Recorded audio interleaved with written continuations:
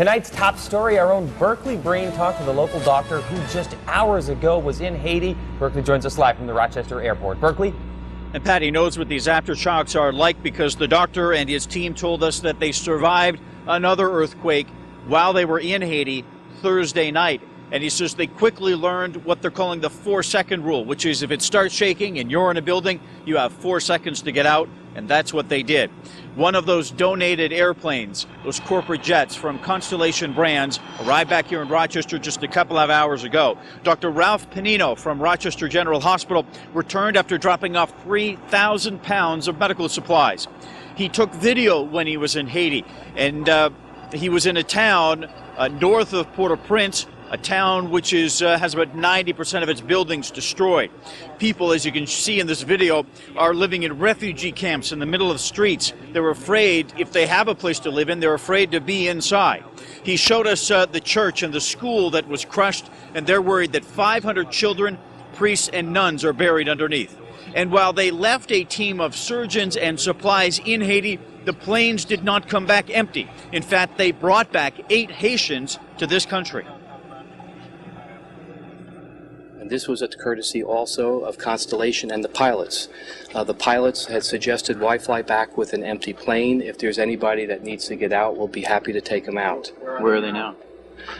They're en route to JFK, and we'll just leave it at that. As you heard the doctors say that those Haitians are landing in JFK today. They are not going to come to Rochester. They all have families in the United States. In fact, one of them, Pat, is a U.S. citizen. Boy, in Berkeley, did Dr. Panino have to perform any surgeries in Haiti? He described one, Pat, a person who had their hand crushed, and that happened 9 days ago. So you can imagine the pain that that person has been in and the infection in that hand.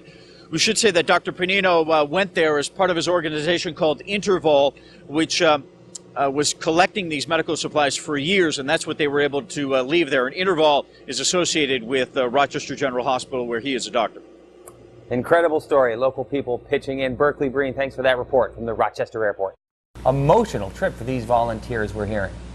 Unbelievable, Pat. The doctor who just got back, I talked to him. He told me that he feels numb, that he has never seen so much devastation in his life. The plane that he was able to fly back to Haiti and then back here to Rochester on was donated by Constellation Brands. It landed in Rochester late this afternoon. And out walked Dr. Ralph Panino, a surgeon from Rochester General and the man who organized this effort through his group called InterVol. Panino's group, InterVol, dropped off 3,000 pounds of medical supplies to a town just north of Port-au-Prince, a town that is 90% destroyed. Dr. Panino showed us a video that he shot while he was in Haiti with thousands of people living in tents in the middle of the streets. Those who still have homes say they're afraid to live inside, so they're out in those tents. And then there's the church and the school that collapsed with 500 children, priests, and nuns feared buried underneath. We've all heard about Port-au-Prince, but Leogon per city block is about 90% destroyed every block. And I've never seen devastation like that. I think they're just numb. They're just trying to survive. Dr. Panino says that he is going to return to Haiti soon as he's able to get more supplies through his group, InterVol. Pat?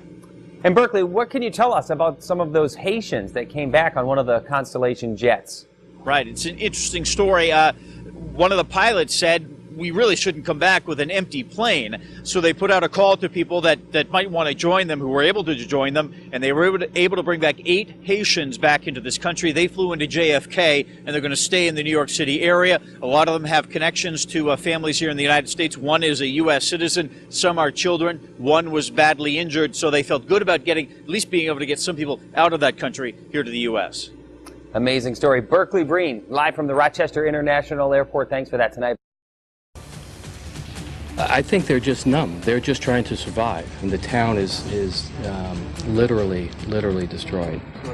A surgeon with RGH, Dr. Ralph Panino, dropped off 3,000 pounds of medical supplies to Haiti. Tonight he's home, sharing his stories of the victims his group helped.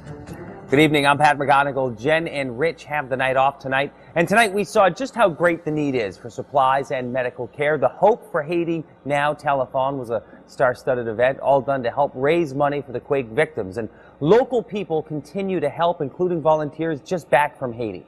Lindsay Sheldon is joining us now with more on InterVol's efforts. Lindsay? You know, on a typical week, Dr. Ralph Panino might be doing reconstructive and plastic surgery at Rochester General. But this week, he was helping to rebuild a country. He teamed up with Constellation Brands, which donated the use of 2 of its jets and flew to Haiti with a medical team. And tonight, he shared their story. Literally, the town looked like it was just leveled, just totally leveled. The rubble you see is what's left in the town of Leogane, just north of Port-au-Prince. Just shook our heads. We couldn't believe it. Dr. Ralph Panino of InterVol and Ginny Clark from Constellation Brands touched down this afternoon in Rochester. Yeah, we're driving down one of the streets in Leogane. They brought this video back with them. It was just one house, after one building, after one church, just crushed. There was nothing. There was nothing still standing. Panino says the devastation was numbing. Here you can see a church and a school completely caved in. There were supposedly 500 children, priests, nuns in that building. Over the past 2 days, Dr. Panino and his medical team worked to save limbs and save lives. They say rescue workers didn't get to Leogane until 5 days after the earthquake. They're constantly asking for food or water. Food, do you have that? Do you have it on you? Can you give it up? When people weren't at the clinic for help, they were in the streets. Some had their homes destroyed by the earthquake and have nowhere else to go. Others are too afraid of aftershocks to be indoors. They're just taking tarps, sides of broken building, and just living in the street. For Panino, this trip is just the beginning. He plans to fly back to Leogane by the end of the month with more supplies and another team ready to work. But this is going to be an ongoing effort. It's not something that's going to last a week or 2 weeks. This is going to last for months. You know, once they got to Haiti, Dr. Panino and his team hit the ground running. Just a few hours after arriving at the clinic, he helped save a young man's hand. The teenager had serious nerve damage to his wrist, and Dr. Panino was able to operate. Now, they say in other cases, because of the lack of medical help, people have been losing their limbs from their injuries. Pat? Boy, an incredible story, Lindsay. And did they actually bring some of the earthquake victims back with them on the return flight? That's right. Actually, the pilots said there was no point in leaving with an empty plane, so people needed to get out of the country. They wanted to help. They flew a group of 8 Haitians, including 1 American citizen and some children, to JFK Airport. And Dr. Panino says they plan to help reunite them with family that they have here in the U.S. Boy, an amazing story. Lindsay Sheldon, thanks for that report tonight.